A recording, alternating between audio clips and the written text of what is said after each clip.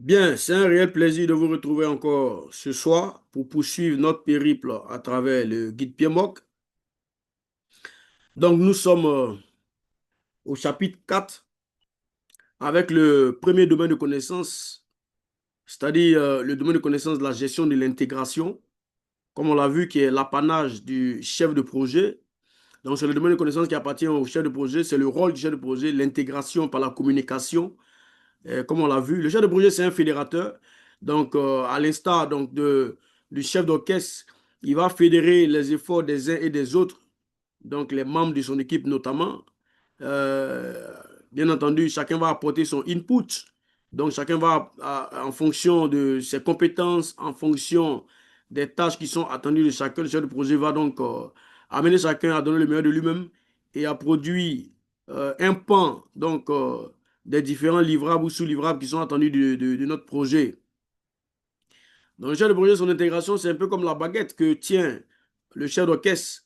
Maintenant, les autres, les membres de son équipe, en fonction de leurs compétences, vont jouer un instrument ou un autre. Dans une certaine harmonie, chacun avec son tempo, pour créer donc la symphonie qui est attendue. Vous voyez? Donc, c'est la même chose le chef de projet. Pendant que nous sommes en train de faire l'intégration, ici, par exemple, le processus, on a vu déjà le processus, le tout premier processus de l'intégration, c'est-à-dire l'achat des projets. L'achat des projets qui donne naissance au projet, l'achat des projets qui est un peu comme l'acte de naissance du projet, tout comme un être humain ne devrait pas exister sans acte de naissance ou un document justifiant sa naissance sur cette terre, autant un projet ne devrait pas exister sans charte de projet. C'est vrai que sous nos auspices ici, en Afrique, en particulier en Côte d'Ivoire, beaucoup de projets sont gérés sans charte. La preuve, pour la plupart d'entre vous, c'est la première fois peut-être que vous entendez parler des chartes de projet. Et donc, malheureusement, hein, il y a beaucoup de projets qui existent bon, à tort, quoi, on peut le dire comme ça. Hein. Mais nous sommes ici en train d'apprendre les best practices en matière de gestion de projet. Donc, vous devez désormais intégrer cela. Un projet, c'est une charte de projet. Même si vous êtes dans une organisation où on n'a pas l'habitude de faire les chartes de projet, vous commencez à prendre l'habitude de faire les chartes de projet et faire signer par le sponsor. Ça va commencer à impacter, ça va commencer à montrer une différente manière de faire les choses et ça pourrait être peut-être adopté par votre organisation. Maintenant, si votre organisation est partante vraiment à tous les niveaux pour intégrer donc les meilleures pratiques, alors c'est tout bénéfice pour vous. Vous pourrez déployer hein, tous les standards que vous avez appris donc dans votre cursus pour avoir le PMP. Vous pourrez déployer ça dans votre organisation. Mais ce n'est pas toujours évident. Bien, donc après l'achat de projet, on voit maintenant le deuxième processus, élaborer le plan de management de projet. Le chef de projet est en train d'élaborer le plan de management de projet. Mais je vais vous faire comprendre tout de suite que le plan de management de projet, ce n'est pas un document unique, c'est un document qui est composite. On a ce qu'on appelle les plans subsidiaires et les références de base. On va voir ça tout à l'heure. Donc, le chef de projet, lui, il va amener ses équipes, il va amener du moins les membres de son équipe projet, notamment les membres de l'équipe de management de projet, à élaborer un plan de management de projet et chacun, en fonction de son domaine de compétences, va élaborer un pan du plan de management de projet. Donc, il y a un pan qui va concerner le périmètre, un autre pan va concerner l'échéancier, un autre pan va concerner, comment on appelle, le budget du projet, après la qualité, ainsi de suite. Vous voyez? Et donc, le chef de projet, lui, il est là en tant que fédérateur, il est là à fédérer les efforts des uns des autres. Et quand tous les membres de son équipe, chacun en fonction de sa partition, aura développé un plan, il va tout consolider ensemble pour constituer ce qu'on appelle le plan de management du projet. Le plan de management du projet va se présenter un peu comme un classeur à l'intérieur duquel on a plusieurs intercalaires, chaque intercalaire étant un plan subsidiaire ou une référence de base, ça va dépendre, et le classeur ensemble va être appelé le plan de management du projet. Donc vous comprenez que le plan de management du projet, c'est un document qui est composite. Donc, le chef de projet, il a sa charte de projet qui nous a annoncé l'objectif du projet. Pour atteindre un objectif, on doit avoir un plan. Hein? On se fixe un objectif. C'est très bien de se fixer un objectif SMART. Mais après, il faut avoir un plan pour atteindre cet objectif-là. Donc, quelles sont les différentes actions que je dois mener? Quelles sont les différentes activités que je dois mener pour atteindre cet objectif? Vous voyez? Donc, c'est dans cet élan que le chef de projet va élaborer un plan de management de projet. Donc, ce qui va consister à définir, à préparer et à coordonner donc, les différents composants du plan, à les intégrer dans un plan complet qu'on va appeler le plan de management de projet. On va voir ça tout à l'heure. Donc, ce processus, lorsqu'on le conduit, lorsque le chef de projet le conduit, ça donne les sorties principales. Donc, c'est le plan de management de projet. Vous avez pu comprendre ça. Les outils techniques qu'il va utiliser, c'est quoi? C'est le jugement d'expert parce qu'il va travailler avec différentes personnes, chacun dans son domaine. Et en fonction de son apport, OK, moi j'estime que tel point, voici comment on doit faire.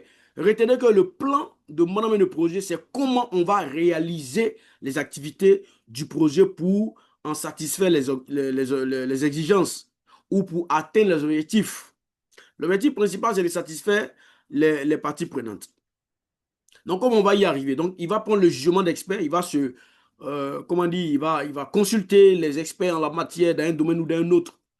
Les autres domaines de connaissances, en dehors de la gestion de l'intégration, les autres domaines de connaissances sont des métiers. Quand on parle de la gestion du contenu, c'est un métier. Donc, c'est les experts métiers. Là où les experts métiers, donc du domaine dans lequel on est en train de réaliser le projet, c'est là où ils vont intervenir pour designer le projet. Donc, en fonction des exigences qu'on aura recueillies, on va arriver là-dessus, je ne vais pas défoncer un peu les choses, mais en fonction des exigences qu'on aura recueillies auprès des parties prenantes, eux-mêmes vont dire, OK, pour satisfaire ces exigences des parties prenantes-là, voici le contenu qu'on doit délivrer, voici les livrables qu'on doit produire, et voici les travaux qu'on doit réaliser pour atteindre cet objectif-là. Donc, le chef de projet, dans cet élan, il va collecter des données, il va utiliser des compétences interpersonnelles d'équipe parce qu'il va y avoir des réunions. Donc, il faut pouvoir faciliter les réunions et tout le reste. Vous voyez un peu. Donc, comme données d'entrée, il y aura la salle de projet, bien entendu, puis c'est le document de base, c'est le document de début. Et vous voyez ici, on parle des autres données de sortie, des autres processus. C'est-à-dire quoi? Pendant que les autres processus seront en cours, les autres processus de planification, parce que là, vous avez bien noté que quand on parle d'élaborer le plan de management de projet, c'est un processus qui se trouve dans le groupe de processus de planification. Dans le groupe de processus de planification, vous vous rappelez, on a vu qu'il y a 24 processus. Et le premier, c'est élaborer le plan de management de projet. Le reste, les autres processus, sont des processus qui émanent des autres domaines de connaissances. Donc, dans les autres domaines de connaissances, il y aura des activités pour élaborer des plans. Donc, à la sortie de chaque activité, dans les autres domaines de connaissances, il y a des données de sortie. Et ces données de sortie-là deviennent des données d'entrée chez le chef de projet dans son processus, élaborer le plan de management de projet. Et puisque on a dit, le classeur qui est là va être constitué de plusieurs intercalaires. Les intercalaires là, c'est eux là, ce sont les données de sortie des autres processus. Vous voyez? Et bien entendu, les facteurs environnementaux de l'organisation, les facteurs environnementaux internes, les facteurs environnementaux externes, les actifs organisationnels. Vous vous rappelez en thème, donc des informations historiques des projets antérieurs, ça peut nous aider dans le projet en cours ou bien les projets courants. Et il y a également les politiques de l'organisation, les procédures de l'organisation, les politiques, les processus, les procédures et les politiques de l'organisation en matière, bien entendu, de gestion de projet, qui vont aussi venir comme données d'entrée pour aider le chef de projet dans cet élan-là. Vous voyez un peu? Bien, on continue. Donc, voilà un peu les différents processus. Vous voyez, il y a 24 processus. Le premier, c'est élaborer le plan de management de projet. C'est pourquoi ça commence avec 2 ici. Donc, en dehors de élaborer le plan de management de projet, les 23 autres processus sont listés ici. Planifier la gestion du contenu, recueillir les exigences, définir le contenu, créer la structure de coupage du projet, planifier la gestion de l'échéancier. Tout ça, ce sont les processus qui sont dans le groupe de processus de planification. Ce sont les 23 processus en dehors d'élaborer le plan de management de projet qui est le processus qui est géré par le chef de projet. Vous voyez? Et chacun de ces processus-là va donner des données de sortie. Ces données de sortie-là, soit c'est des plans ou c'est des documents du projet. Vous voyez? Soit c'est des plans ou des documents du projet. Tous les processus planifiés ne sortent pas des plans. Mais il y a des processus qui sortent des plans. Il y a d'autres processus qui sortent des documents. Il y a des processus qui sortent les références de base. Vous voyez? Par exemple, le processus planifier la gestion du contenu nous sort la donnée de sortie principale, enfin, il y a deux données de sortie. Il y a la donnée de sortie principale qui est le plan de management du contenu et le plan de gestion des exigences, par exemple. Ça, ce sont les données de sortie et d'autres données de sortie qui accompagnent, qui sont des données de sortie mineures qu'on ne regarde pas trop. Recueillir les exigences, par exemple, ça va nous sortir une donnée de sortie qu'on appelle la documentation des exigences et une autre donnée qui l'accompagne qu'on va appeler, comment dire, la matrice de traçabilité des exigences. On va voir tout ça. Juste vous donner une idée, j'essaie de vous présenter un peu la chose de façon sommaire avant qu'on entre dans le détail. On prend le processus comme définir le contenu. Ça va nous sortir une donnée de sortie qu'on appelle l'énoncé du contenu du projet. Et c'est à partir de l'élection du contenu du projet que le chef de projet venant va inviter les experts métiers pour nous dire, OK, ce contenu qui est sorti, qui émane des exigences donc des parties prenantes là. Comment est-ce qu'on va pouvoir satisfaire cela? Quel est le travail qu'on doit faire pour satisfaire cela? Et maintenant, dans créer la société de découpage, on va définir tout ça et on sort de là avec ce qu'on appelle une référence de base du contenu. Vous voyez? Donc, il y a parmi ces 23 processus-là, il y a des processus qui donnent des plans subsidiaires, des plans qui composent le plan de management de projet, comme le plan de gestion du contenu. Il y a d'autres processus comme recueillir les exigences qui nous donnent des documents du projet. La documentation des exigences, c'est un document du projet. Je vais vous dire tout à l'heure la différence qu'il y a entre, la nuance qu'il y a entre les documents qui sont des plans subsidiaires, les documents qui sont simplement des documents du projet et ce qu'on appelle les références de base. Je vais vous en parler tout à l'heure. Et on a les processus qui nous sortent des références de base, comme créer la société de découpage. Il y a aussi un autre processus comme ici, élaborer l'échéancier du projet. Ça nous sort la référence de base de l'échéancier. Déterminer le budget, c'est-à-dire que ici, le processus 14, numéro 14, déterminer le budget, lui, il nous sort, comment on appelle, la référence de base des coûts, qui n'est rien d'autre que le budget du projet du point de vue du chef de projet. Donc, vous voyez, tous ces processus-là nous sortent soit un plan subsidiaire, soit un document du projet, soit une référence de base. Mais tous ces éléments qui sont marqués en bleu, bleu, bleu, bleu là, sont des données de sortie des autres processus que le chef de projet va recueillir ici dans son panier pour venir constituer son plan de management de projet. Donc, je reviens un peu en arrière. Les bleus, bleus, bleus que vous voyez là, c'est eux qui sont ici. Les données de sortie d'autres processus. Donc, en termes de plan subsidiaire, référence des bases et documents du projet qui vont venir ici après l'utilisation des outils techniques, bien entendu, pour constituer le plan de management du projet, tout simplement. Bien, donc on arrive ici. Voilà un peu comment ça se passe. On revient encore avec cette image hein, qui établit le parallèle entre le rôle du chef de projet et le rôle du chef d'orchestre, vous voyez. Donc le chef de projet, lui, dans son rôle-là, en tant que chef d'orchestre, il est en train d'élaborer le plan de mon projet. Mais en même temps, par derrière, les autres métiers sont en train d'élaborer les plans subsidiaires que vous voyez ici. Vous voyez? Ce qui rentre prioritairement dans le plan de mon projet, ce sont les plans subsidiaires. Et on a ici le plan de management du contenu, le plan de management des exigences, le plan de management des délais, le plan de management des coûts, le plan de management de la qualité, le plan de management des ressources, le plan de management de la communication, le plan de management des risques, le plan de management des approvisionnements et le plan de management des parties prenantes. Est-ce que vous voyez? Et ces différents plans-là viennent comme des plans subsidiaires, hein, comme on l'a déjà dit là, pour constituer le plan de management de projet. Hein? Ça nous fait... Il y a un plan qui sort de chaque domaine de connaissance.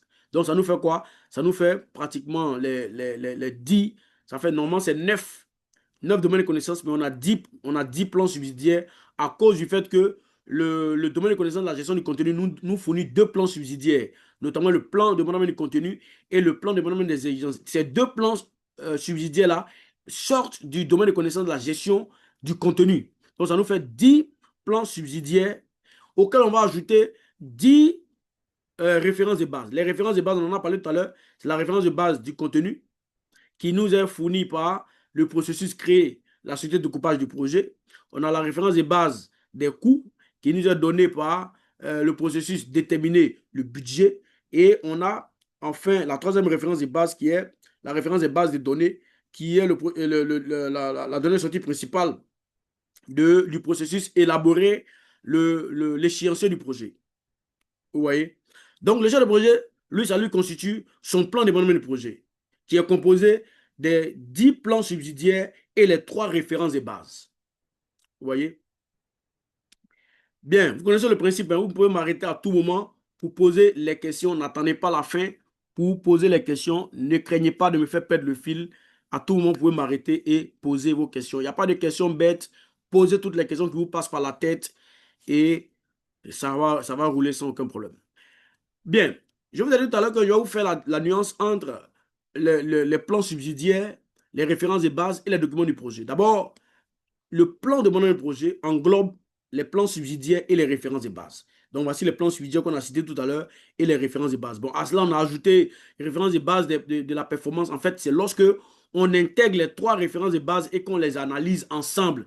C'est là où on parle des références de base de la performance. En dehors de ça, il y a d'autres éléments qui rentrent dans le plan de mon projet qu'on appelle la description du cycle de vie du projet. On ne le fait pas forcément toujours dans tous les projets. Il y a l'approche de développement qu'on choisit, qu'on appelle aussi les méthodologies de gestion de projet que nous avons choisi, hein, pour notre projet.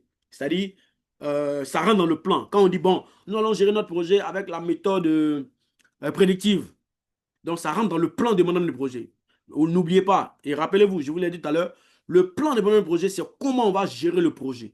Donc, quand on parle de, on va gérer le projet avec la méthode agile, par exemple, ou bien la méthode hybride. Généralement, lorsqu'il va s'agir de la méthode agile, on ne va pas faire toute cette documentation détaillée-là. On va arriver à ça lorsqu'on va arriver sur l'agilité. C'est lorsqu'on veut utiliser l'hybride qu'on va faire cette documentation. Donc, un pan du projet va être géré de façon prédictive et un autre pan du projet va être géré de façon agile. Généralement, la partie qui est bien maîtrisée, qui est bien connue, elle va être gérée de façon prédictive. Et la partie qui est moins connue, moins maîtrisée, ou bien qui comporte beaucoup de risques ou beaucoup de complexité dans la faisabilité, cette partie-là va être gérée de façon agile. Bien, donc, la différence fondamentale ou bien la nuance qu'il y a entre les documents qui constituent, parce que tout ça, les plans subsidiaires, on les appelle aussi en français les documents. C'est des documents, comprenez? C'est des documents. Mais on les appelle les éléments du plan. Ils sont différents des documents simples du projet.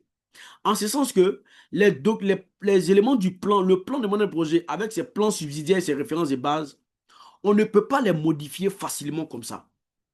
Une fois que ces documents, ces plans sont arrêtés et adoptés, validés, on ne doit pas les changer comme ça. Avant de changer quelque chose, il faut que une demande de modification soit remplie et adressée au comité de contrôle des changements. Et c'est le comité de contrôle des changements qui va valider le changement et on va introduire ce changement-là dans le plan. On a prévu de faire d'une certaine manière. Si dans la pratique, on se rend compte qu'on ne peut pas faire comme on avait dit, on ne se lève pas comme ça sur le terrain puis on change pour aller. Non, non, non, non, non, non. On revient en arrière pour dire, ah les gars, on avait prévu de faire de telle manière, mais on se rend compte que ça ne peut pas marcher comme ça.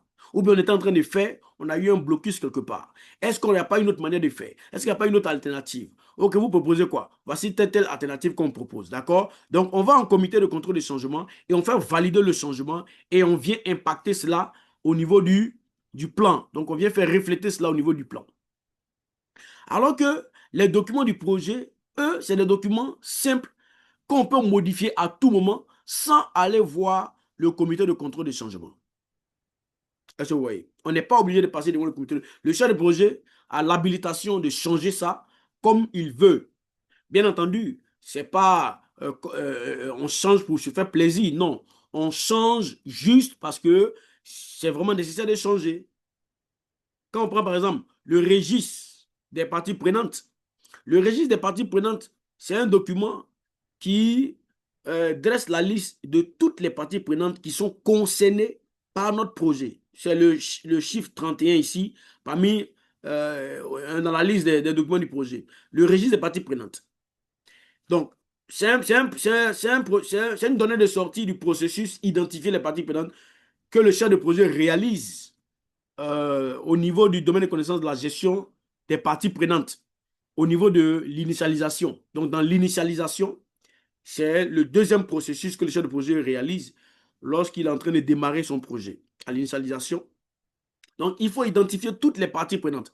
Lorsque tu vas identifier toutes les parties prenantes, il peut t'arriver de mettre certaines parties prenantes et après, tu vas t'en rendre compte. Ou bien quelqu'un va te souffler cela à l'oreille. Ah, tiens, il y a telle chose que tu as oublié. Hein. Il y a tel groupe que tu as oublié. Il y a telle personne que tu as oublié. Tu vas dire, ah oui, effectivement, il va l'ajouter. La liste, le registre des parties prenantes devrait être une liste exhaustive de toutes les parties prenantes du projet. Mais ce n'est pas toujours évident. C'est pourquoi le document reste vivant.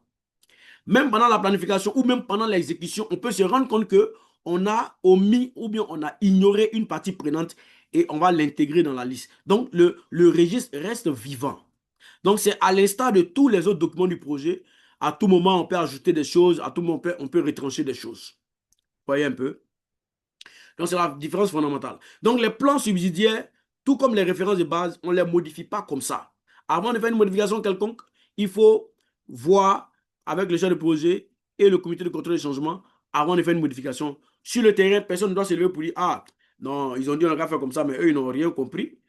Nous, on maîtrise mieux, ils ne nous ont même pas demandé. Et puis, toi, tu fais comme tu l'entends. Non, ce n'est pas bon. Au moins, on est en train de recueillir les exigences. C'était le moment pour que tout le monde vienne parler. Bon, si tu n'as pas eu l'occasion de parler en ce moment-là, pendant l'exécution, si tu te rends compte que ce qu'on avait dit de faire, ce n'est pas comme ça qu'on doit faire, il faut approcher le chef de projet et pour pouvoir le faire. Et toi, en tant que chef de projet, tu dois pouvoir dire euh, aux membres de ton équipe projet que tout travail qui n'est pas dans la structure de coupage du projet n'est pas dans le projet. C'est-à-dire un travail qui n'est pas prévu d'être fait dans ce projet, que personne ne le fasse. C'est pourquoi on parle expressement des exclusions du projet. On va arriver là-dessus. Donc, ce qui n'est pas prévu dans le travail du projet, dans l'ensemble de ce qu'il y a fait comme travail dans ce projet, il ne faut pas que quelqu'un se permette de le faire plutôt. Il ne faut pas que quelqu'un le fasse. Et si quelqu'un est en train de le faire et que chef de projet, tu as remarqué ça, il faut l'arrêter tout de suite. Aussi beau que son travail pourrait paraître, il faut l'arrêter automatiquement. Mon ami, ce n'était pas prévu qu'on fasse comme ça. Oui, mais en fait, je trouve que si on fait comme ça sera bien beau et tout ça. Non, non, non, non, non, non, non.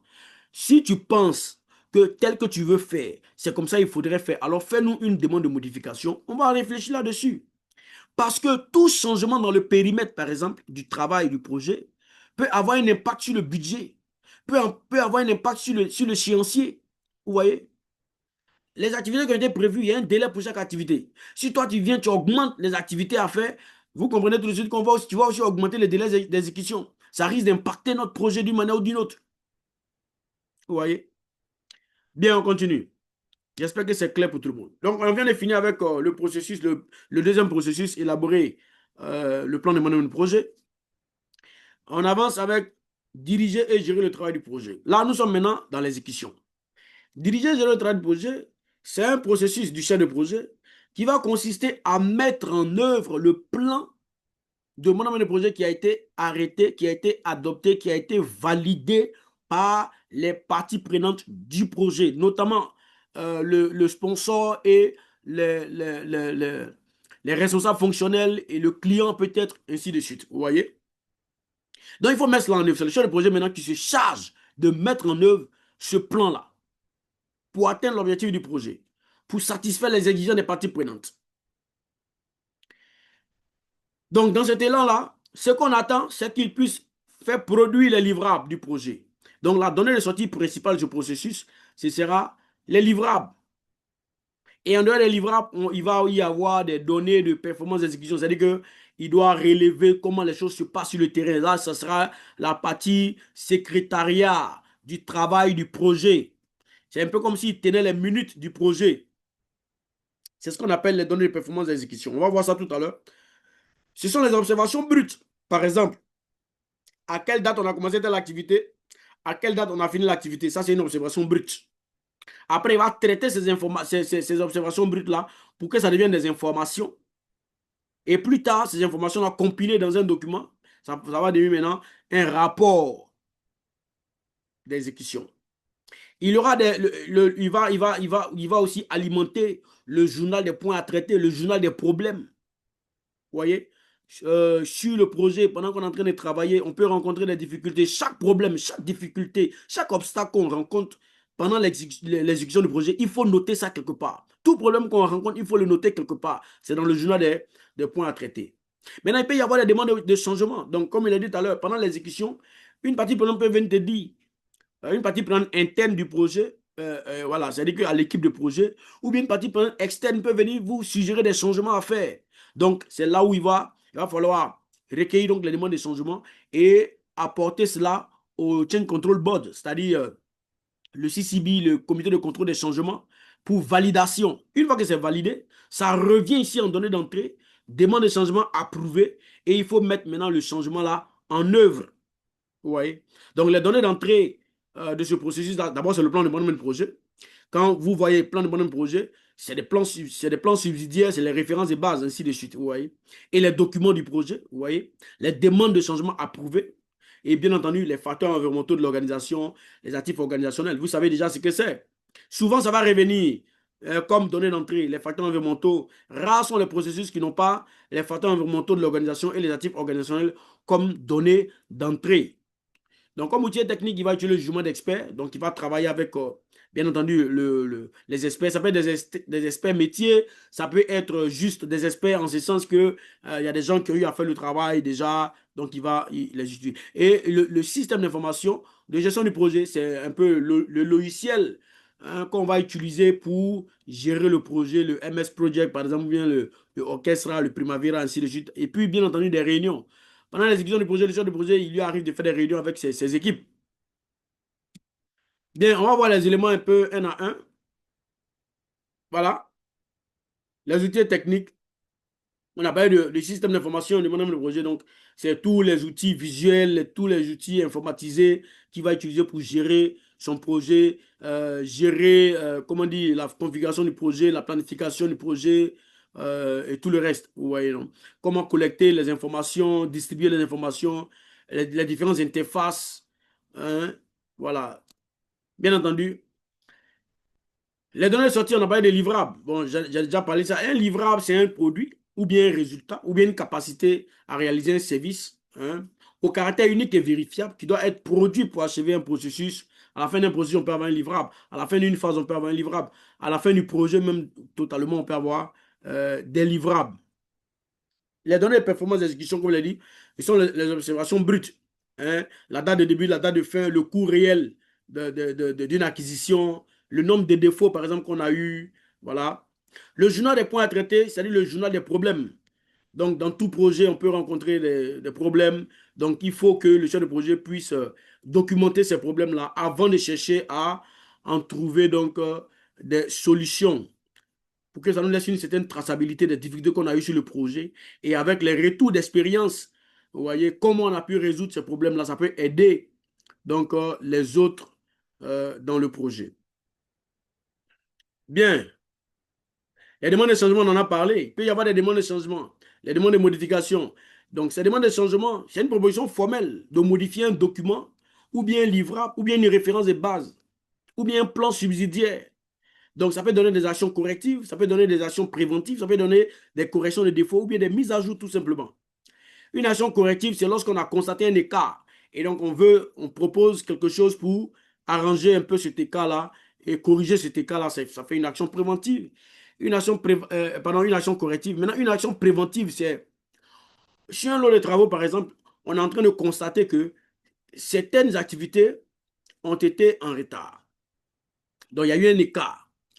Bien, peut-être c'est mineur, mais pour ne pas que tout le lot de travaux soit impacté avec un écart considérable, on entreprend des actions correctives et préventives pour éviter un écart sur le délai attendu pour l'exécution d'un lot de travaux.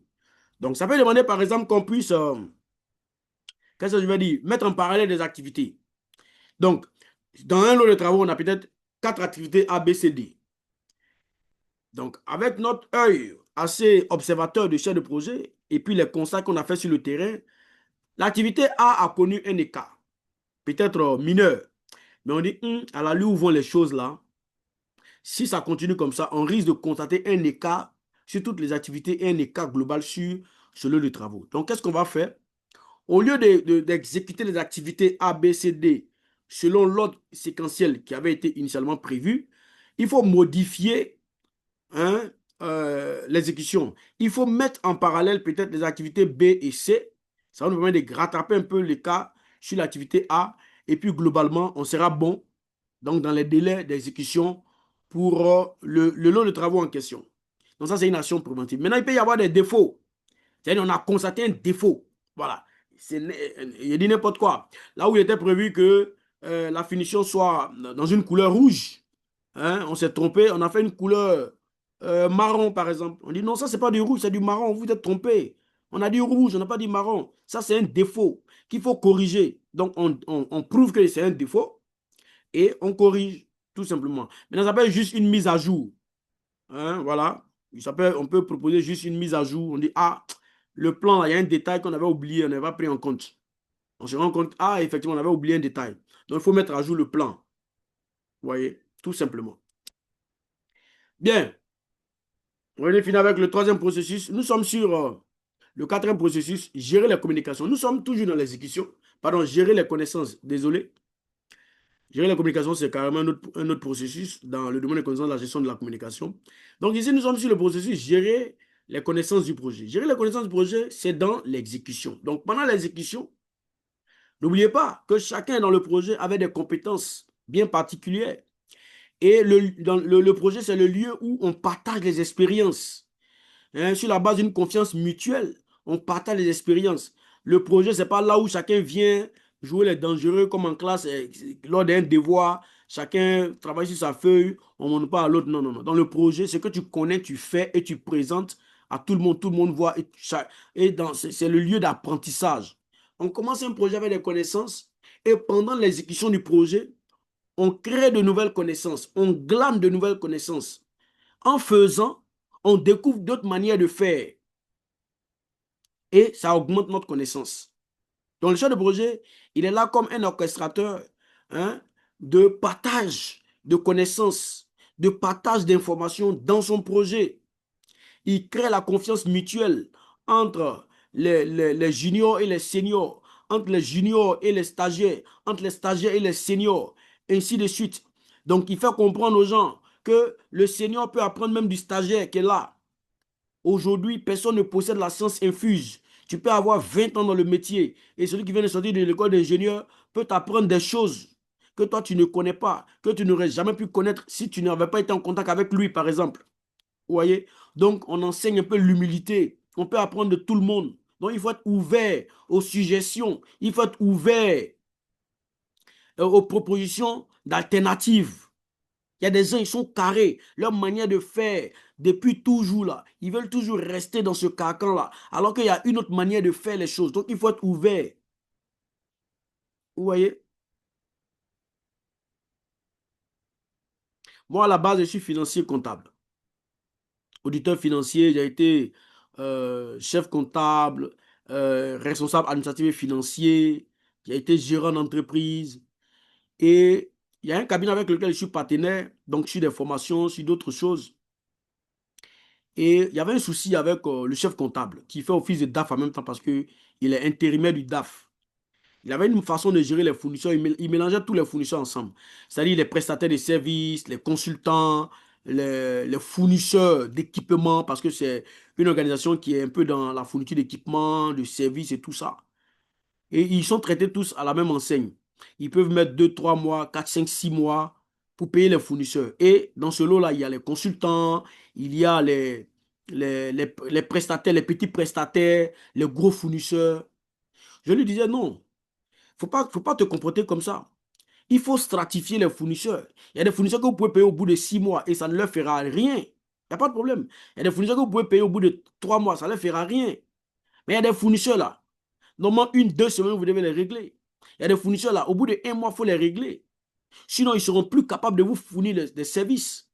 Vous voyez un peu? Donc, essaye de t'arranger, à t'organiser de manière à ce qu'il y ait des délais que vous trouviez pour vos prestataires, vos consultants, vos petits fournisseurs, et puis d'autres délais pour les gros fournisseurs. Si vous devez traiter les fournisseurs tous à la même enseigne, ce n'est pas bon. Vous aurez des problèmes avec vos partenaires. Donc, quand je lui proposais ça, il dit non. Lui, il était fermé. Il dit non, eux, ils ont leur procédure, ils ont leur manière de fonctionner et tout ça. Il dit non. Oh, les procédures, c'est les hommes qui font les procédures.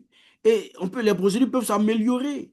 Et si tu n'es pas ouvert aux suggestions, si tu n'es pas ouvert à d'autres alternatives, comment tu peux t'améliorer?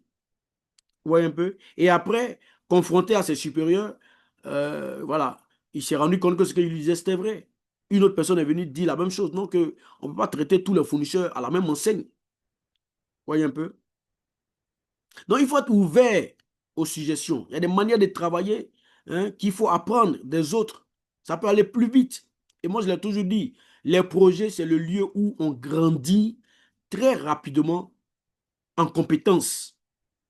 Plus facilement, plus rapidement, je dirais plutôt, que ceux qui sont cantonnés dans les opérations et qui ne sont pas souvent dans les projets. Je ne sais pas si je vous l'ai déjà dit ici. Deux ingénieurs qui sortent de la même école polytechnique. Ils ont le même diplôme, ils sont engagés dans la même organisation. Lorsque l'un sera impliqué dans les projets beaucoup plus que l'autre qui sera beaucoup plus cantonné dans son département avec les opérations, je vous assure, celui qui est plus dans les projets, au bout de 5 ans, sur le marché de l'emploi, il sera mieux coté que celui qui est resté souvent dans les opérations. Donc, je vous conseille vivement d'intégrer les équipes projets, d'aimer participer aux équipes projets. Même si vous n'êtes pas le chef de projet directement, aimez participer au projet parce que vous allez connaître beaucoup de croissance. Donc, la donnée de sortie principale ici, c'est le registre des retours d'expérience. Donc, les leçons apprises, vous voyez. Donc, c'est à travers nos interactions et tout ça, nos compétences mises ensemble, nos connaissances mises ensemble, qu'on peut constituer un registre des retours d'expérience. Non seulement pour le projet en cours, parce que le projet est en plusieurs phases. Les erreurs qu'on a commises au départ, ce n'est pas les mêmes erreurs qu'on doit reproduire encore vers la fin du projet. Non, on doit apprendre de nos erreurs et s'améliorer. Et c'est comme ça aussi, quand ce projet aura terminé et qu'on aura archivé les informations de ce projet-là, ça peut servir au projet ultérieur. Vous voyez un peu? On doit pouvoir apprendre de nos erreurs. Vous voyez? On a fait une erreur à un moment donné. On ne va pas reproduire les mêmes erreurs. On doit apprendre, on doit faire d'autres erreurs, pas les mêmes. Vous voyez un peu? Voilà. Donc, il y a ce qu'on appelle euh, la courbe de l'apprentissage. Quand vous commencez à faire un travail au début, peut-être vous ne maîtrisez pas trop les tenants et les aboutissements, les aboutissants, mais après, avec le temps, vous commencez à bien maîtriser, vous maîtrisez les rouages, vous allez beaucoup plus vite. Vous voyez un peu? Vous pouvez même trouver des raccourcis après. C'est comme ça. Donc, l'outil et technique que le chef de projet va utiliser beaucoup, bien entendu, je vais parler un peu des autres données sorties qui sont pas majeures, mineures, c'est les mises à jour. Donc, les leçons apprises peuvent nous amener à faire des mises à jour au niveau du plan de management de projet. Les leçons apprises peuvent nous amener à faire des mises à jour au niveau des actifs organisationnels, c'est-à-dire au niveau des procédures, des procédures. On va dire non, notre politique à tel niveau-là a des insuffisances. Donc, eu égard, bien sûr, aux leçons qu'on a tirées sur le terrain. Donc, il faut aller modifier les procédures là-bas. Vous voyez un peu? Si vous avez une procédure, vous allez constater qu'il y avait une faille, vous n'allez pas continuer avec ça. Vous allez essayer de verrouiller un peu. C'est comme ça. Maintenant, les outils techniques qu'on va utiliser, il y a le jugement d'expert, bien entendu. Il y a la gestion des connaissances et la gestion de l'information. C'est deux choses différentes, mais on va voir. Il y a une nuance entre les deux. Il y a un peu de ressemblance, mais c'est un peu différent. On va voir ça tout à l'heure. Et les compétences interpersonnelles et d'équipe. Bien entendu, comme donné d'entrée, on aura le plan de management du projet, les documents du projet, les livrables, les différents livrables qu'on a créés tiennent comme des données d'entrée parce qu'on va regarder comment on a fait, est-ce que ça a été bien et tout ça. Voilà. Maintenant, les facteurs environnementaux de l'organisation ainsi que les actifs organisationnels comme d'habitude. Bien, je vous parlais tout à l'heure des outils techniques, la gestion des connaissances et la gestion de l'information. La nuance qui est entre les deux, c'est quoi? C'est que les outils techniques de gestion des connaissances vont connecter les gens afin qu'ils puissent travailler ensemble. C'est-à-dire, le fait de connecter les gens ensemble, le chef de projet, c'est son travail. Il crée l'atmosphère, il crée les conditions pour que les gens puissent travailler ensemble, puissent se faire confiance mutuellement. Vous voyez? Donc, en le faisant, ça va créer de nouvelles connaissances. Ça va nous amener à partager des connaissances de façon tacite. C'est-à-dire, pendant qu'on est en train de travailler, tu ne vas pas dire à quelqu'un, assieds-toi et t'enseigner. Ça là, voici comment on fait. Prends des notes. Non, c'est pas comme ça. Pendant que je vois l'autre travailler, j'apprends. Il dit, ah bon, ok, c'est comme ça on fait. Ah, super. Vous voyez un peu. Donc, c'est le partage de connaissances de façon tacite. Et ça permet donc d'intégrer des connaissances diverses, donc des membres de l'équipe. Et il y a la gestion de l'information. Donc, comprenez, la gestion des connaissances, on met les gens ensemble pour qu'ils puissent partager de façon tacite leurs connaissances. Et ça crée de nouvelles connaissances. Maintenant, la gestion de l'information, c'est les outils techniques qu'on utilise pour euh, capturer les informations et les documenter et les disposer, hein, sur un support de manière à ce que les gens puissent venir aux informations quand ils le souhaitent. Mais là, ce sera des connaissances partagées de façon explicite, de façon simple, de façon claire et codifiée. Par exemple, on veut créer des informations. Toute la documentation du projet doit être conservée, par exemple, dans un SharePoint. Vous voyez, généralement dans les organisations, on a un SharePoint ou bien on a un fichier de dossier partagé où tout ce qui concerne le projet, on va disposer ça là-bas. Et quand on veut des informations, on peut y aller chercher. Même le PMAS, c'est aussi une source, c'est une sorte de gestion de l'information, c'est-à-dire le logiciel qu'on utilise pour gérer le projet. Les informations sont contenues dans le logiciel. Le budget du projet, les différentes ressources du projet et tout le reste. Les délais impartis pour les activités, c'est des informations qui sont dans le PMAS, qui constituent aussi des connaissances ou bien des informations à partager. Le registre des retours d'expérience, par exemple, c'est aussi une manière de partager les informations. S'il y a un service de bibliothèque ou bien on crée même un site web, par exemple, pour y déposer toutes les informations du projet, on va le voir plus tard dans la gestion de communication. C'est ce qu'on appelle les communications pool. Dans les communications pool, on dispose donc un site internet ou bien un site intranet où on va mettre les informations concernant le projet et chacun peut y aller puiser les informations qu'il veut. Donc ça, c'est la gestion de l'information. Donc, la donnée sortie principale qui est le registre des retours d'expérience. Donc, ce registre-là peut inclure donc, les catégories des situations. On a rencontré une situation d'abord qu'on a enregistrée dans le journal des problèmes.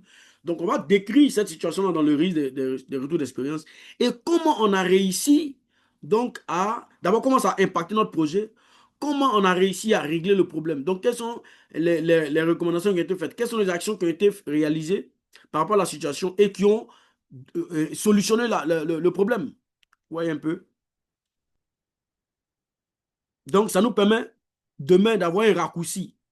Peut-être un ingénieur s'est sacrifié, il a fait des nuits blanches pour trouver la solution à un problème.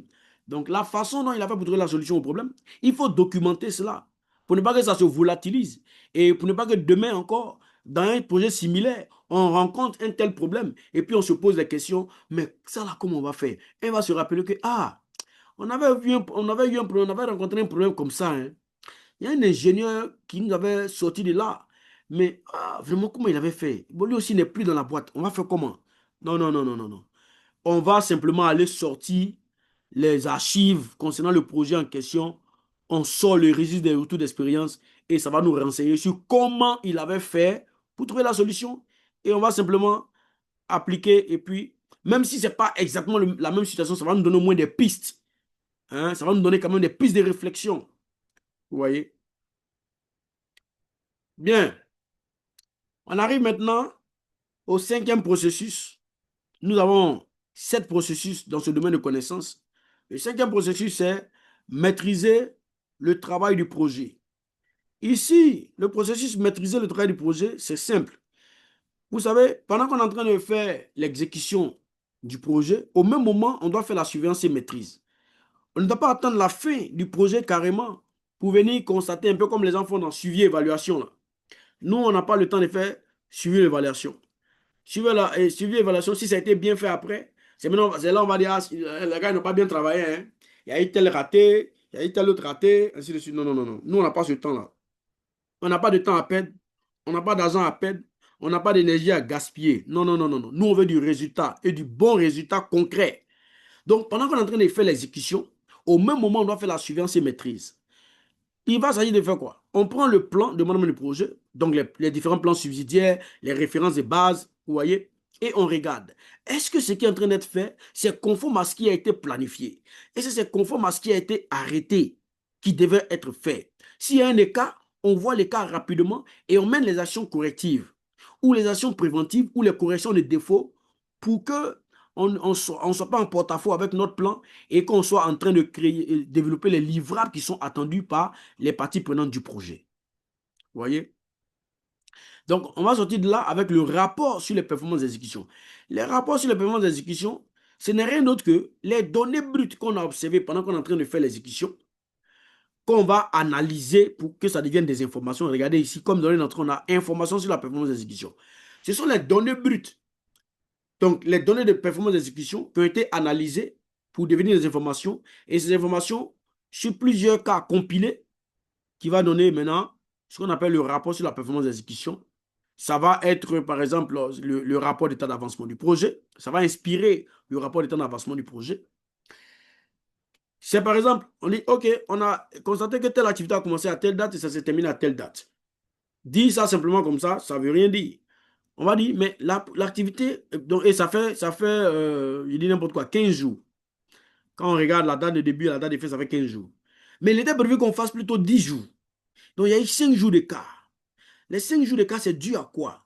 Ah oui, il y a eu tel problème, il y a une machine, il y a un équipement qu'on avait demandé aux moyens généraux de nous mettre à disposition. L'équipement n'est pas vite venu à notre niveau. Ça nous a fait accuser 5 jours de retard. Donc, à partir du moment où on a reçu l'équipement et on a mis le travail en branle, ça nous a pris 10 jours et plus les 5 jours de retard. C'est ce qui a fait que ça fait 10 jours que, en fait, ça fait 5 jours d'écart. Vous voyez un peu? Tout simplement. Et ça, c'est une information. Et s'il y a plusieurs cas comme ça, qu'on va compiler tous ensemble, et on va mettre dans un rapport. On ne donne pas des informations, on ne remonte pas les informations comme ça simplement au top management. C'est un rapport, parce que dans le rapport, on va dire par exemple, ce qu'il y a comme problème, s'il y a un besoin d'augmenter le budget, s'il y a un besoin de modifier quelque chose, on va mettre tout ça dans le rapport de performance donc d'exécution du projet. Et les autres données d'entrée, c'est le plan de management du projet, bien entendu, parce que c'est le plan qu'on doit rapprocher de ce qui est en train d'être exécuté. Vous voyez? Si nous sommes avec aussi des sous-traitants ou des parties prenantes qui sont en train de gérer un pan de notre projet, et on a forcément un contrat avec eux. Donc, on va prendre le contrat également pour faire la surveillance et maîtrise. Est-ce qu'ils sont en train d'exécuter le contrat conformément à ce qu'on a codé avec eux? Vous voyez un peu? Bien entendu, les facteurs environnementaux de l'organisation et les actifs organisationnels. Le outil technique, le jugement d'expert, l'analyse des données, les prises de décision. Donc, c'est les outils qu'on utilise. On va analyser des données. Hein? Les informations qu'on a, on va les analyser pour constituer le rapport. Et on va prendre des décisions. S'il faut augmenter le budget, et ainsi de suite, on va proposer cela comme alternative, peut-être au top management. Bon, j'ai déjà parlé des informations sur la performance d'exécution, les accords. Les analyses de données. Comme analyse de données, outils techniques, on a analyse des alternatives, analyse des coûts-bénéfices. Si on doit faire des acquisitions, par exemple, analyse la valeur acquise. C'est la technique qui nous permet de faire, comment dire, le processus maîtrisé. Par exemple, l'échéancier, maîtriser les coûts. On va voir ça. Quand on va arriver sur ces deux processus-là, on va mieux parler de l'analyse à valeur acquise. Analyse les causes originelles. Si on est en face d'un problème, on va analyser les causes originelles. Pour régler un problème, il faut aller toujours à la racine. Il ne faut pas rester superficiel. Analyse la tendance. Donc, on va regarder un peu la tendance des choses. Ça va nous permet de mener des actions préventives. Analyse les écarts. Ça va nous permettre de mener des actions correctives, par exemple. Les prises de décision. On peut voter pour prendre une décision donnée, pour faire une chose, soit à l'unanimité, ou à la majorité, ou à la pluralité. L'unanimité, c'est de dire que tout le monde est d'accord pour dire la même chose. La majorité, on a voté à 50%, plus de 50% qui sont d'accord pour une chose. C'est qu'eux, ils ont dit, c'est ce qu'on fait. La pluralité, on n'a peut-être pas pu avoir les 50%, mais on prend le groupe qui a le pourcentage le plus élevé. C'est comme une élection à un tour. Donc tu peux gagner sans avoir dépassé les 50%. Juste que le pourcentage est élevé. Hein, avec 30%, on peut le remporter pendant que les autres ont peut-être 20, 10, 15, 20, ainsi de suite. Mais là, les réunions, donc pendant la surveillance et maîtrise, on fait aussi des réunions. C'est au cours de ces réunions-là qu'on va faire. Donc, on peut faire le vote et tout le reste, on peut faire des analyses. Donc, les réunions, elles peuvent être en face à face. Et ce qui est idéal, c'est que les réunions soient en face à face. Bon, si on n'a pas la possibilité de faire une réunion en face à face, ou bien tout le monde ne peut pas être en face à face, alors peut-être certains sont en face à face, d'autres sont virtuels. Les réunions peuvent être informelles ou formelles. Donc, on n'est pas obligé de dire, bon, on va convoquer une réunion, on va s'asseoir. On peut faire une réunion à deux, une réunion ad hoc dans l'ascenseur, dans les escaliers, au café, à la cafette. Hein. On peut faire une réunion là. On se rencontre même au parking, on peut faire une petite réunion sur le projet. Hein. Il faut faire attention à ce qu'on va être en train de dire en ce moment-là. Surtout avec le sponsor et avec les gens du top management. Parce qu'il y a des choses qui vont prendre cash avec toi. Ils vont dire, ah, mais la dernière fois, on était au parking, tu nous m'as dit que, voilà, mais ce qui se passe là, c'est contraire à ce que tu as dit. Vous voyez un peu? Bien. Donc, les rapports sur les performances d'exécution, j'en ai déjà parlé. Hein. Les informations sur la performance d'exécution sont regroupées, enregistrées et diffusées au format papier ou électronique afin de sensibiliser et générer des décisions de la part du top management. Je vois la main de Angenok ou Todje. Oui, coach. Oui, On continue la réunion là. oui, J'aimerais savoir, si, si on fait une réunion dès qu'il n'y a pas de traçabilité, c'est-à-dire qu'on fait une réunion dans le parking, parce que souvent, les villes de sortir comme ça, il y a les petites causettes qui se font. Là, il n'y a oui, pas oui. d'écriture, il n'y a pas de... Non, généralement, quand c'est comme ça, après, on confirme. Et on a envie de discuter, on dit, OK, c'est pas mieux qu'on puisse s'asseoir avec les autres et puis on va arrêter quelque chose par rapport à ça. Oui, c'est vrai, c'est une bonne idée, il n'y a pas de problème. Bon, on convoque une réunion et puis on va... Ouais, mais cette réunion-là, les échanges que vous avez eus, ça vous a donné quelques lumières et vous êtes dit, ah, mais ça serait bien qu'on partage avec les autres et qu'on prenne une décision. Vous pouvez peut-être être d'accord sur une chose, mais si c'est forcément le point de vue des autres. Donc, ça serait bien qu'on fasse une réunion formelle maintenant pour entériner tout ça. Vous voyez un peu, non? Ok, ok, il n'y a pas de souci. Voilà. Bien. Voilà la demande de changement, comme il a dit. Pendant l'exécution, nous-mêmes, avant même qu'on ne fasse la surveillance et maîtrise, on peut faire des demandes de modification. Maintenant, pendant la surveillance et maîtrise, il peut y avoir encore des demandes de modification. OK, il y a eu tel problème ici. Il faut qu'on fasse un changement. On doit augmenter le budget. On doit rallonger le délai, par exemple.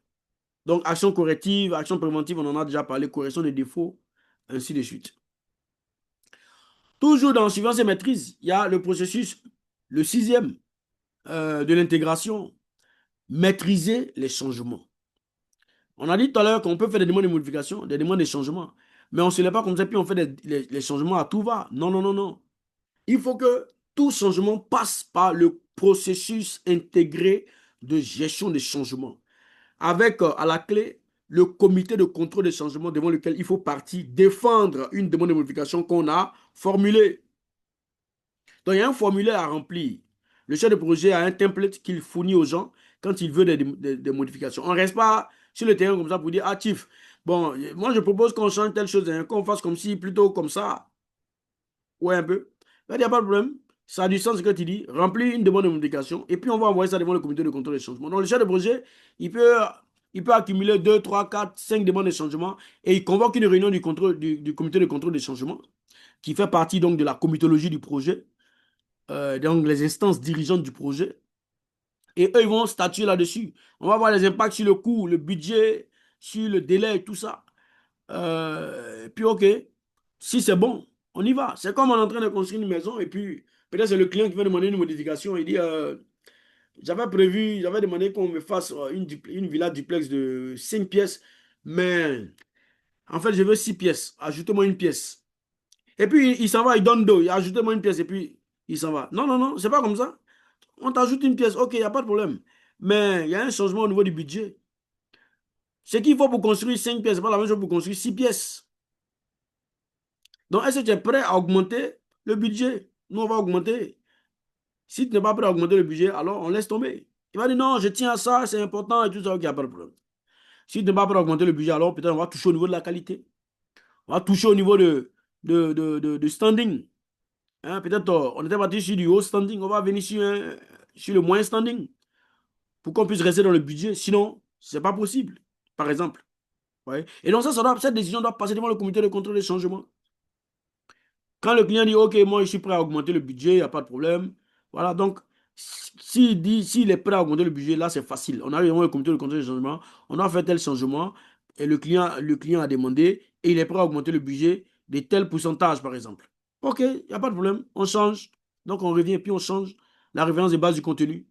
Vous voyez, dans la série de découpage, on va ajouter une sixième pièce.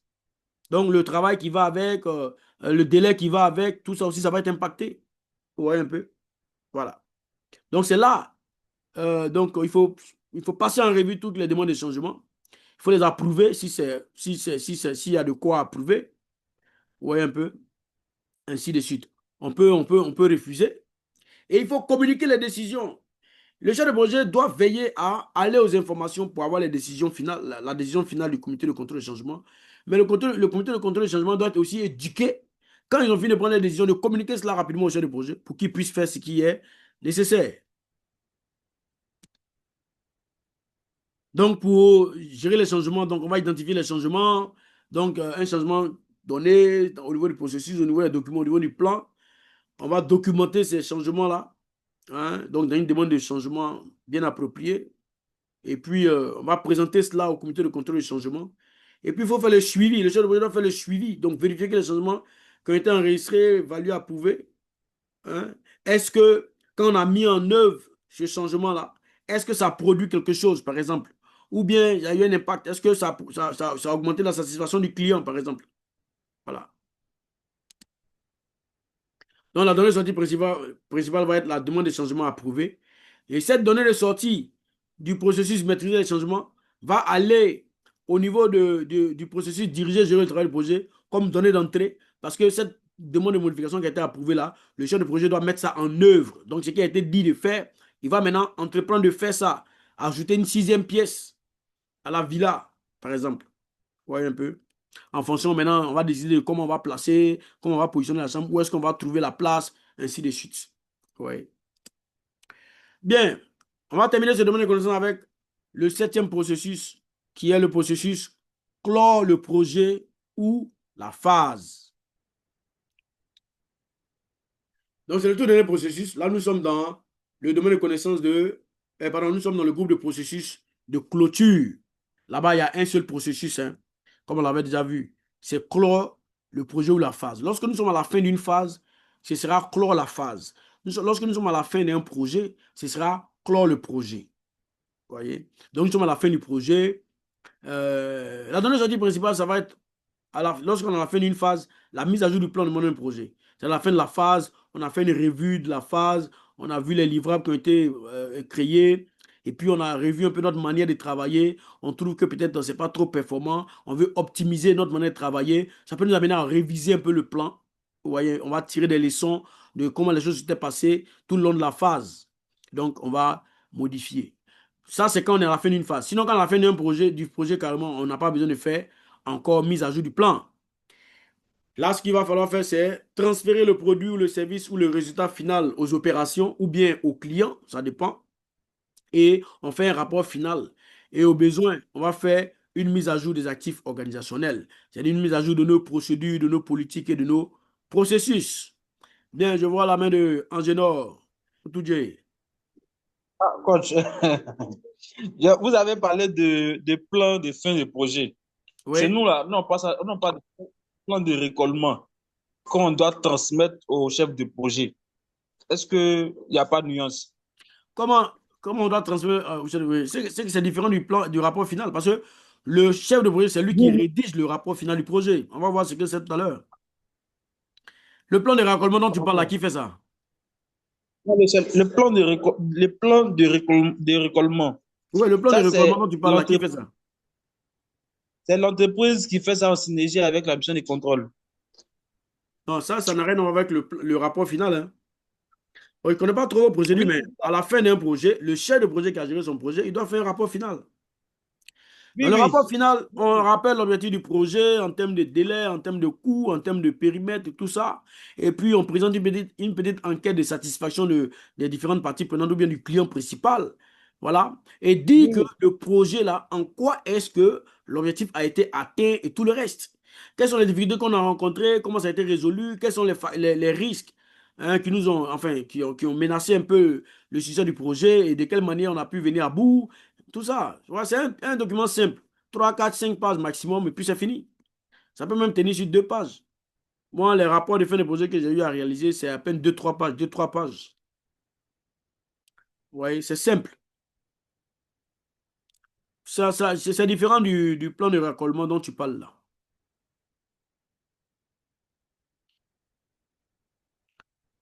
Bien, donc, les données d'entrée, ça va être quoi? Principalement, l'achat du projet. Puisque l'achat du projet, c'est là où on a annoncé le contenu du projet, l'objectif du projet, le contenu du projet, le budget du projet, et tout le reste, les informations de haut niveau, les risques de haut niveau, les critères d'acceptation et tout le reste. Hein, le plan directeur du projet.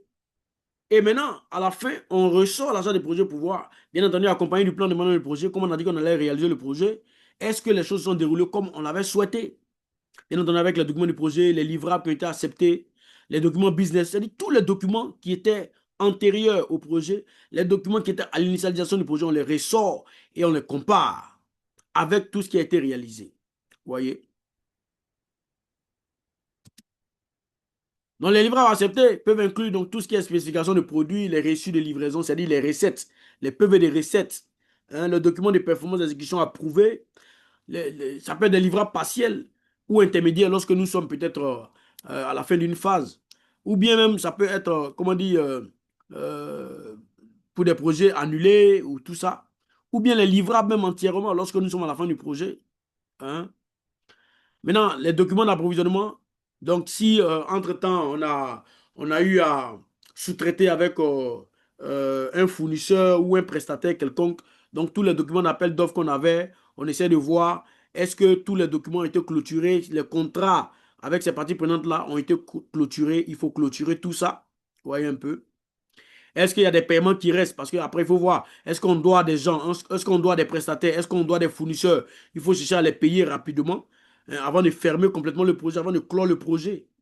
Vous voyez un peu?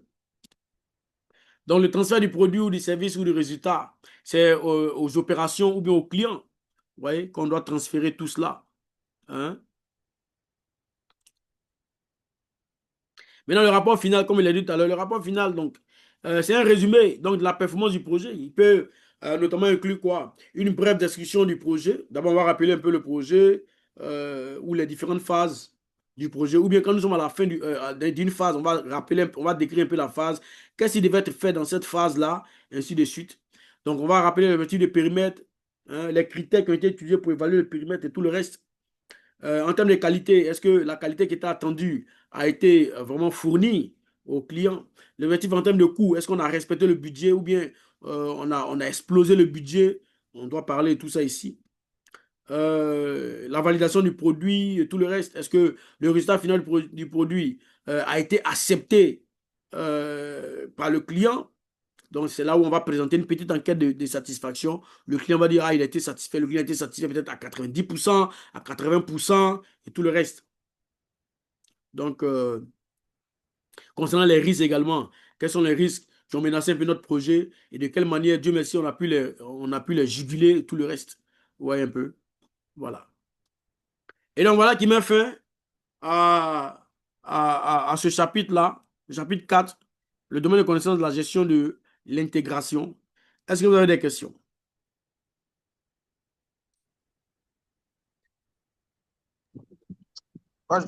Moi, j'ai pas de questions, hein.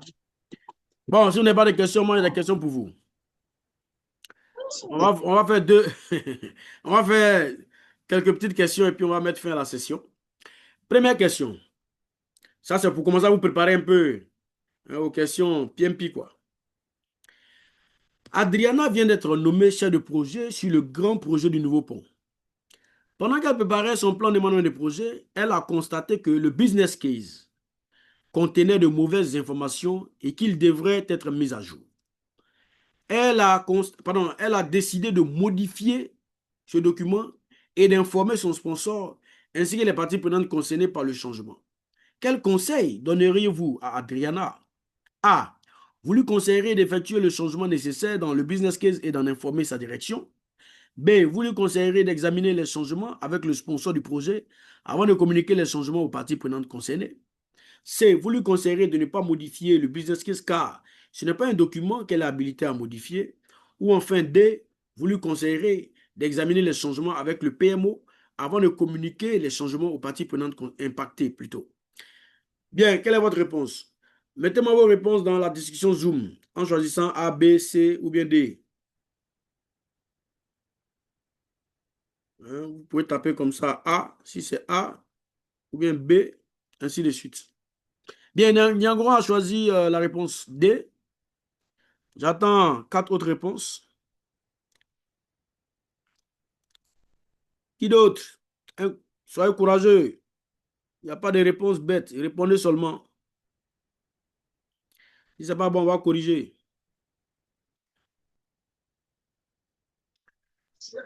Plus vite que Ah, ça, s'il coach, vous plaît. donne-nous Ah, coach, vous donne-nous vous deux avez minutes. réalisé. Ok, réalisez. Allez-y.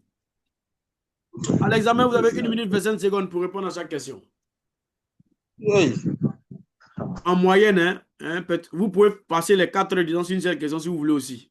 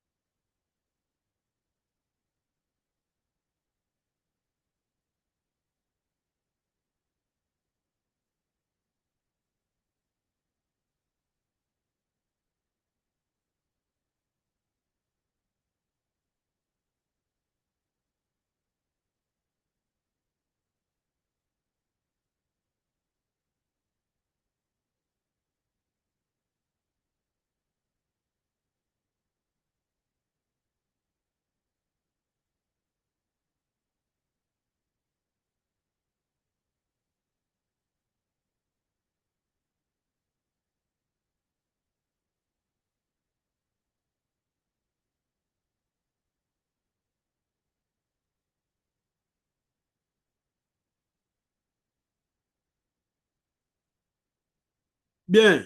Est-ce que je peux avoir vos réponses, s'il vous plaît?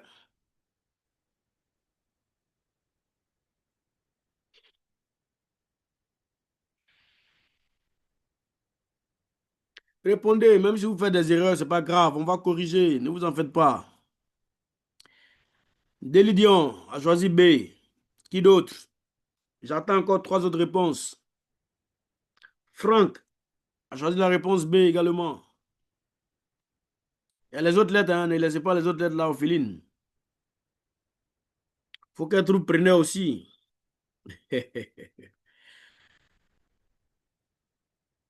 J'attends encore 2 autres réponses.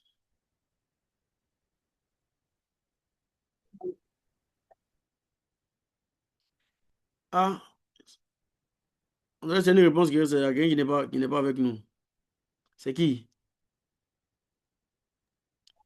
Alors, coach. Ouais, je Angéno a sais pas comment on disparu. écrit. Non, il faut voir dans la discussion là. C'est-à-dire que, faut voir, regarde, tu vois, il y a un coin où il y a le chat là.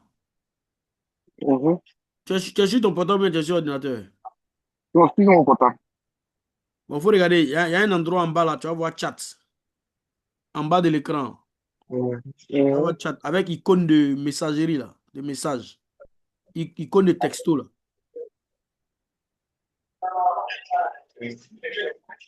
Tu vois où les autres ont tapé là? Oui, Regarde, il a tapé tout de suite là, tu vas voir. Est-ce que tu as vu le message? je ne vois pas. Ok, Oh là là. ok, ça va. Faut regarder. Est-ce que tu vois euh, icône de partager là? Le bouton vert là. Ah, finalement, tu as Moi, j'ai écrit. Hein. fait. Tu as écrit, ouais. Tu as Ouais. choisi B. Ok, c'est sorti ici, je vois B. Ok, on va corriger. Angénon n'est pas là. Il a fui, quoi. Dès qu'il a vu question, il a disparu. Bien, on va corriger. Voici la bonne réponse. La bonne réponse est C. Vous avez choisi. Attends, je vais regarder les réponses que vous avez choisies.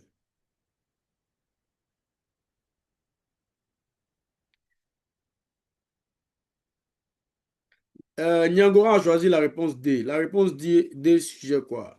Vous lui conseillerez d'examiner les changements avec le PMO avant de communiquer les changements aux parties prenantes impactées. Qui vous dit qu'il doit y avoir un changement?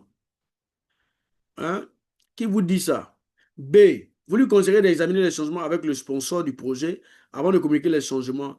Vous allez dans le même sens. Hein? B. Vous suggère d'aller voir avec le sponsor. D. Vous suggère d'aller voir avec le PMO.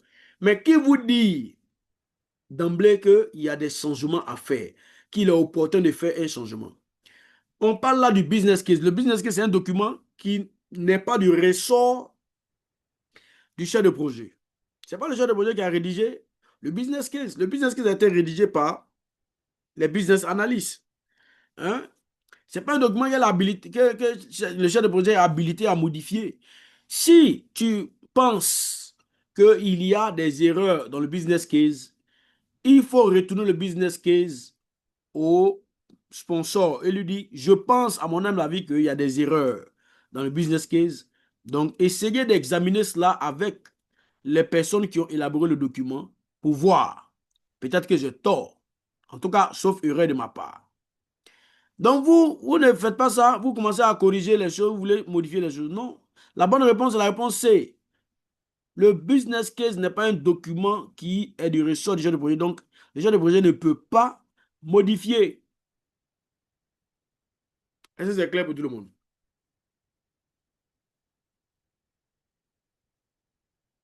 C'est d'accord? Franck, Trabi, c'est bon? Oui, c'est bon. Super. Non. Bon, moi, je veux un peu plus de précision. Oui, vas-y, vas-y. Les business analysts, ils sont au niveau de quel, on va dire de quelle partie prenante? Ils sont avec, Non, ils sont dans l'organisation, mais eux, ils sont avant-projet. ils sont avant projet. Voilà. Donc, leur Et, document, là, le business case, ça va servir de base pour le chef de projet. C'est une donnée d'entrée pour rédiger la charte. Le chef de projet veut rédiger la charte. Donc, c'est un document qui vient comme donnée d'entrée. Mais en l'utilisant, lui se rend compte que il y a, à son sens, quoi, hein, pour lui, il y a des erreurs. Donc, il ne peut pas se permettre de corriger ça. Puisque ce n'est pas lui qui a fait le... Ça, c'est le bon sens. Hein. On vous fournit un document. Une direction de votre organisation vous fournit un document sur la base duquel vous êtes en train de faire un travail. Et à votre humble avis, c'est comme vous avez constaté des erreurs dans le document. Qu'est-ce que vous faites? Vous retenez le document au département qui vous a fourni le document. Ah, j'ai l'impression qu'il y a une erreur ici. Hein, regardez. Tu ne vas pas te mettre à corriger l'erreur. Qu'est-ce qui te prouve que c'est vraiment une erreur? en fait, je pose la question parce que moi, je m'appuie un peu sur le peu d'expérience que j'ai. Oui, vas-y, Et allons-y. généralement, bon, le dernier projet que j'ai eu à faire, Oui. Pendant un instant, il y a un micro que je dois fermer. Quand vous n'êtes pas en train de parler, fermez vos micros, s'il vous plaît. Je crois que le micro est Trabi. OK, euh, tu peux y en fait, aller, Franck. la notion de business analyst là, bon, un peu est nouvelle. Je vais dire, elle est nouvelle pour moi. Donc, OK. j'essaie de la situer vraiment dans les différentes parties prenantes des projets que j'ai eu où j'ai eu à participer. Parce que le dernier projet que j'ai eu à faire, le cahier des charges avait été édité par l'ingénieur conseil. Ouais, Et l'ingénieur conseil, l'ingénieur de supervision, ils avaient les deux fonctions à la fois, se ouais, trouvaient entre nous, le maître d'œuvre et le maître d'ouvrage. oui, Donc, généralement, quand nous, on voit des choses dans le cahier des charges ou bien dans le travail qui n'est pas, qu'on trouve n'est pas trop, on trouve que c'est pas bon ou bien, voilà, qu'il y a des choses à revoir, oui, on s'adressait directement à l'ingénieur conseil parce que c'est lui qui avait créé le cadre du projet, c'est lui qui avait établi les règles. ouais, Non, là, je me demande, bon, si le business analyst, eux, ils sont avant le projet et que nous, on est dans le projet, pendant qu'on est en train de faire le projet, si, est-ce qu'ils sont encore présents pendant que nous, on est en train d'exécuter le projet? Parce que sinon, on voit quelque chose qui n'est pas bon dans, comment on appelle ça même, euh, dans le business case et que les business analysts ne sont plus dans l'exécution du projet, je me dis, il y a un problème. Donc, c'est pourquoi je veux vraiment situer cette problématique-là. ouais, je comprends. Non, faut noter que ce n'est pas forcément dans tous les projets que vous avez à faire un business analyst. Vous, dans votre projet, par exemple, là, vous n'avez pas eu affaire à un business analyst. Comme tu l'as dit, voilà, ce sont ces personnes-là que tu as citées tout à l'heure là, qui ont eu à rédiger le cahier des charges et tout le reste. Donc, s'il y a un problème, c'est vers eux que vous allez retourner. L'idée, c'est que s'il y a un problème dans un document que toi tu utilises comme donnée d'entrée, il faut retourner vers la personne ou les personnes qui ont élaboré ce document. Ok, Est-ce que tu je vois? vois. Tout simplement, c'est ça l'idée en fait. Tu vois? Tu ne Parce dois pas de qu'après, ton si propre chef te lever et puis changer des choses. Rien tu ne sais, prouve après, que tu as raison.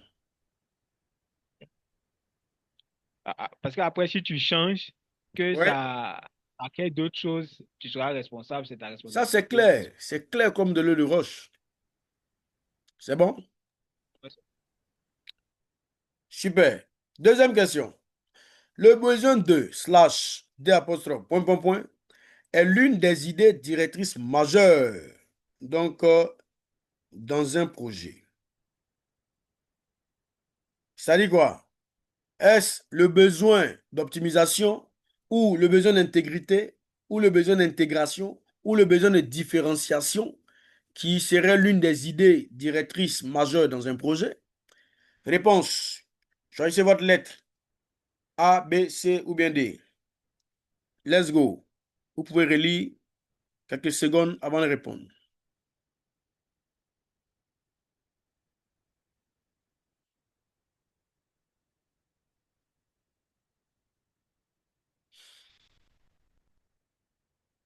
J'attends vos réponses.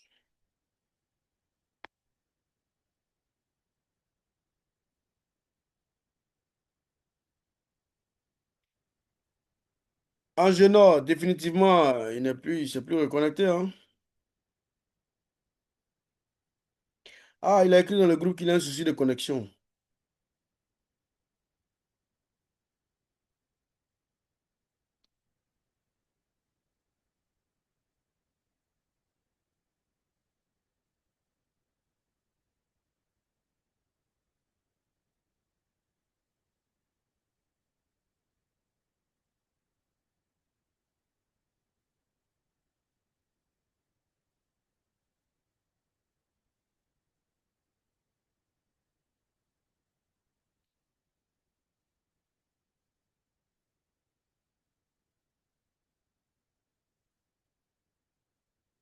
Franck a dit C.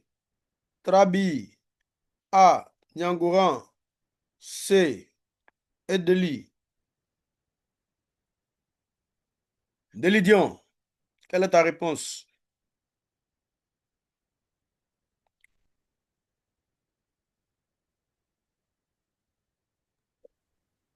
Viens un instant, s'il te plaît. Je suis en train de redire là.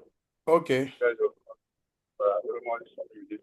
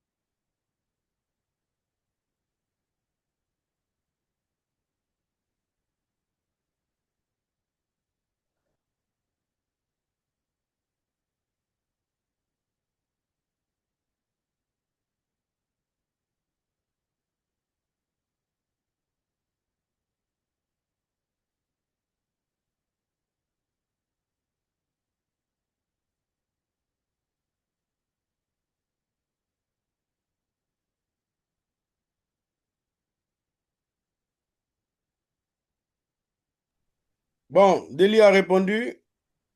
Il a choisi la réponse A. On va regarder quelle est la bonne réponse.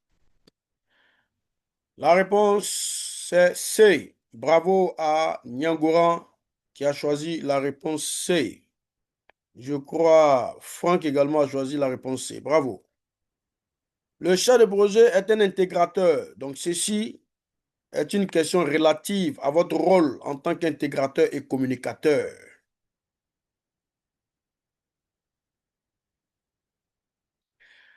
Bien.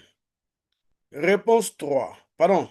Désolé. Question 3. Le client a accepté le contenu du projet terminé. Les leçons apprises n'ont pas été complétées, c'est-à-dire les leçons apprises exigées par le bureau des gestion de projet, le PMO, n'ont pas été complétées. Quel est l'état du projet? A. Le projet est incomplet car ses besoins n'ont pas été replanifiés. B. Le projet est incomplet jusqu'à ce que tous les livrables du projet et du produit aient été complétés et acceptés. Le projet est complet car le client a accepté les livrables. Le projet est complet car il a atteint sa date d'échéance. Bien, quelle est la bonne réponse? A, B, C ou bien D? Vous pouvez relire rapidement et répondre.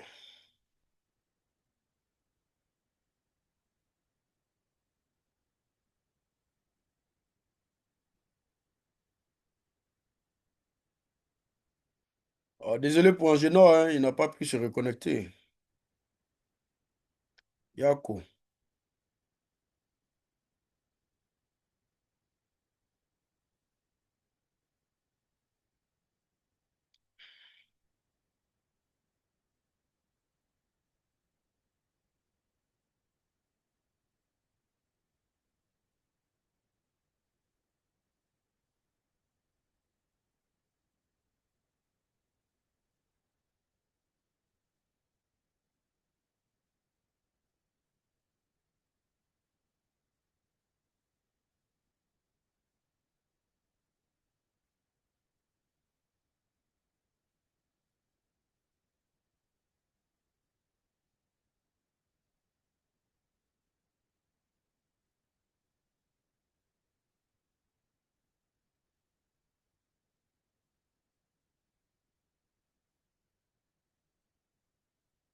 Je n'ai pas encore de réponse, hein.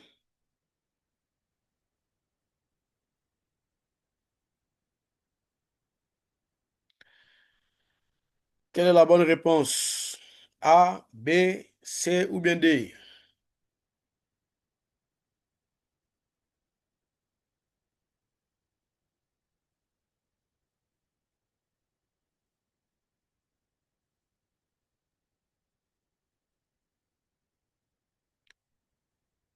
Bien, j'ai la réponse de... Mais, Deli, tu as choisi deux réponses. Tu as pris A et C. Il y a une seule réponse. Je prends quoi?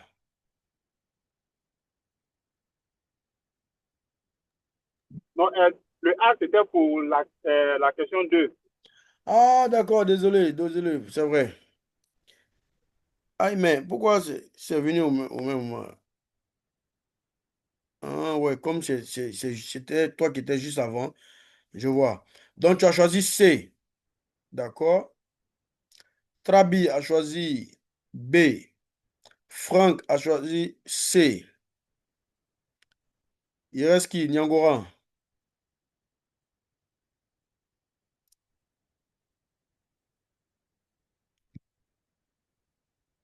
Il ne reste plus que Nyangoran et on va corriger.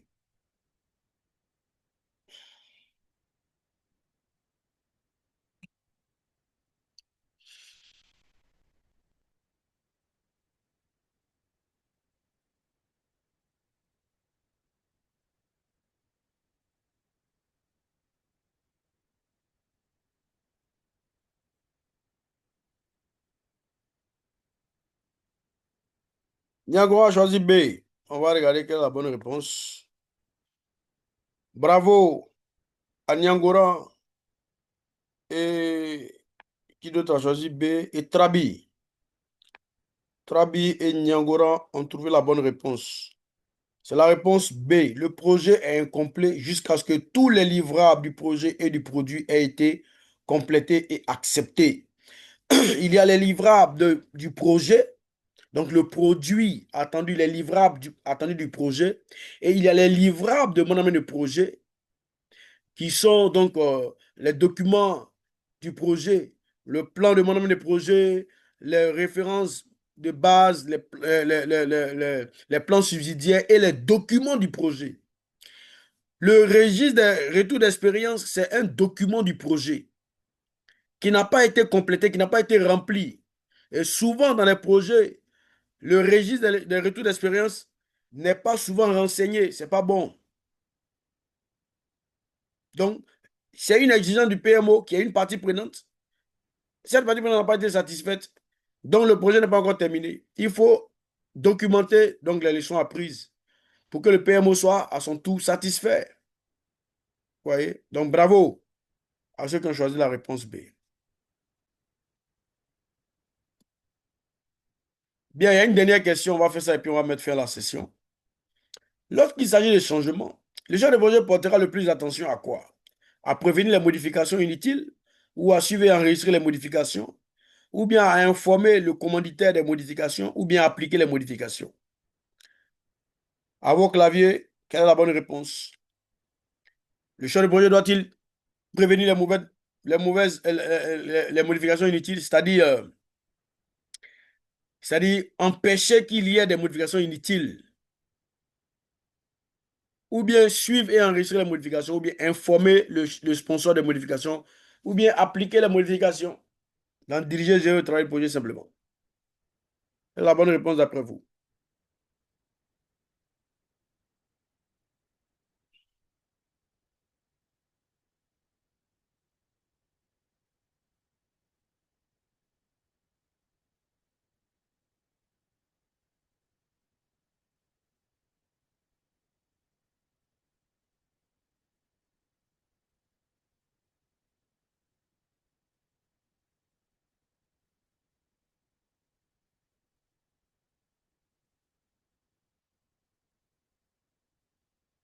À vos claviers, j'attends vos réponses.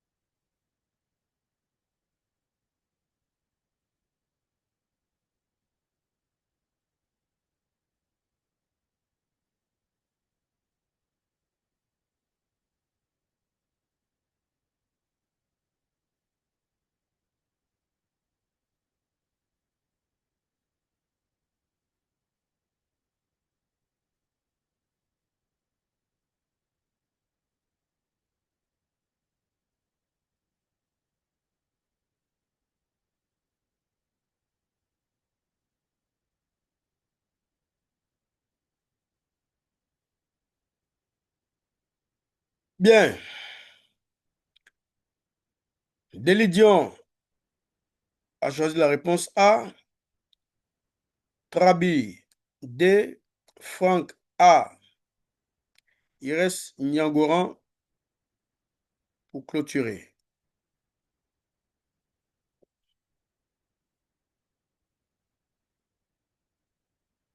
Nyangoran a choisi B. On va regarder quelle est la bonne réponse. Tac.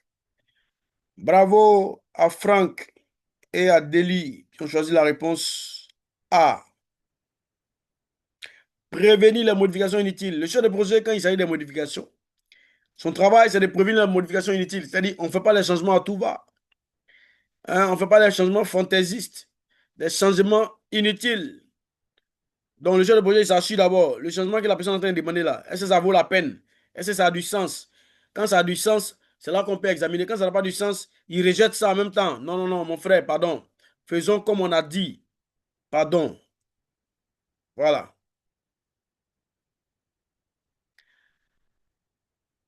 Donc, le chef de projet doit être proactif. Bien. Ceci met fin à la session de ce soir. Ça a été un réel plaisir d'être avec vous. Est-ce que je peux avoir votre feedback? Comment vous trouvez, comment vous avez trouvé la session? Franck, Oui, Chicofi. Ouais, jusqu'à là, pour moi, c'est bon, hein. ça va? Voilà. Maintenant, j'ai une demande, si c'est possible. J'aimerais que on ait accès à votre document de présentation. Ça nous Oui, je vous ai permettra. déjà donné ça. Ouais, j'ai cherché ça. Tu as cherché fatigué, tu n'as pas vu. C'est dans le dossier, tout le dossier que je vous ai envoyé, le kit PMP là, c'est dedans. C'est comment on appelle ça? PMP COS 2024. Ou bien c'est plus 2025. C'est plus, faut voir. 2024, 2000, mais c'est PMP COS. Faut chercher, tu vas trouver ça là-bas.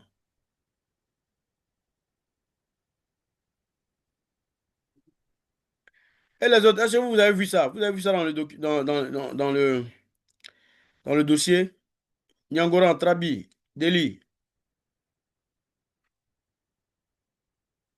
Est-ce que vous avez retrouvé le support de coût là? Dans le dossier que je vous ai envoyé par 8 transferts là?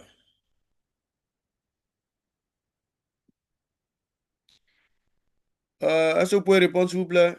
Nyangoran, Trabi. Moi, je n'ai pas trouvé. Je n'ai pas pu trouver. Très Bon, bien. regardez dans le dossier là. Sinon, je vais vous partager ça dans le groupe, il n'y a pas de problème. Sinon, c'est dans le dossier. C'est bien là-bas même. Moi j'ai compté ça ce samedi là, quand vous avez partagé. Ok, super. Donc, il faut dire aux autres où tu as trouvé ça, dans quel dossier tu as trouvé ça.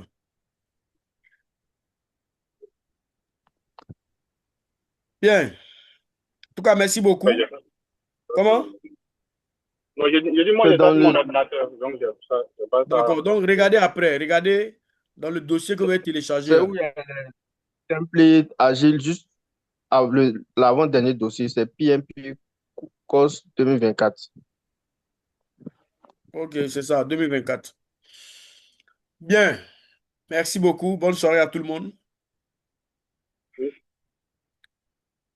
Donc, on se retrouve samedi pour de nouveaux chapitres. Ok, ça va. Ok. Bonne fin de Merci soirée à à tous. tous. Merci Ok, beaucoup. merci à tout le monde. Merci. Bonne nuit à vous. Merci à tous. Merci.